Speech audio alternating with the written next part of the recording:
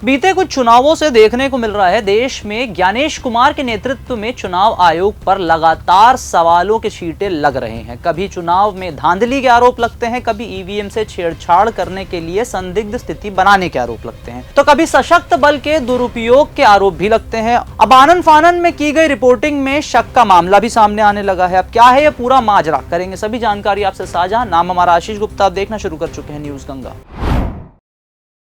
भारत निर्वाचन आयोग ने 6 मई 2026 को हुए विधानसभा चुनावों और उपचुनावों के इंडेक्स कार्ड और सांख्यिकीय रिपोर्ट कार्ड 72 घंटे के भीतर जारी कर दी। अब ये सांख्यिकीय रिपोर्ट कार्ड किसे कहते हैं, एक नजर इस पर भी डालते हैं। चुनाव आयोग की स्टैटिस्टिकल रिपोर्ट यानी कि सांख्यिकीय रिपोर्ट एक ऐसी आधिकारिक रिपोर्ट होती है जिसमें चुनाव से जुड़ा पूरा डिटेल मौजूद होता है, जैसे कितने लोगों ने वोट डाला, किस पार्टी को कितने वोट मिले, कितने उम्मीदवार चुनाव लड़े और किस सीट पर कौन जीता। आसान भाषा में कहें तो यह चुनाव का पूरा रिपोर्ट कार्ड होता है जिससे लोग चुनाव के आंकड़े समझ पाते हैं। और इस रिपोर्ट को जनता के सामने लाने का कार्यभार चीफ इलेक्शन कमिश्नर के कंधों पर होता है और इस बार वो कंधे हैं ज्ञानेश कुमार के।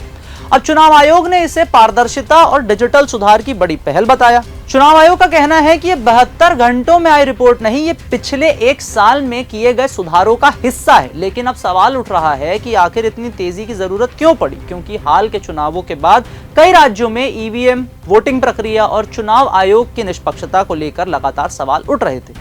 ऐसे माहौल में रिकॉर्ड समय में रिपोर्ट जारी होना कुछ लोगों के लिए पारदर्शिता से ज्यादा जल्दबाजी में भरोसा बनाने की कोशिश के रूप में देखा जा रहा है, खासतौर पर तब जब पश्चिम बंगाल की फाल्टा सीट पर अब भी पुनर्मतदान बाकी है और राजनीतिक विवाद भी पूरी तरह से शांत नहीं हुए हैं। चुनाव आयोग ने देश की सबसे महत्वपूर्ण संवैधानिक संस्थाओं में से एक माना जाता है। उसका काम सिर्फ चुनाव कराना नहीं बल्कि लोगों का लोकतंत्र पर भरोसा बनाए रखना भी है।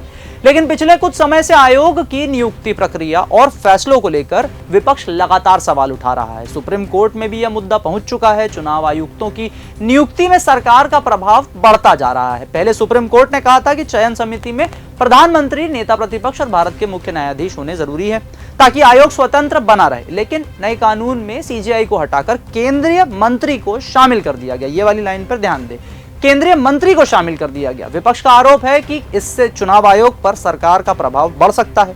विपक्ष का आरोप लगाना तो लाजमी है, लेकिन आप बतौर वोटर क्या सोचते हैं, हमारे कमेंट सेक्शन में आके जरूर बताएं। ऐसे में जब ज्ञानेश कुमार के नेतृत्व में आयोग रिकॉर्ड समय में रिपोर्ट जारी करता है तो कई लोग इसे पारदर्शिता नहीं बल्कि छवि सुधारने की कोशिश के तौर पर देखने लगते हैं।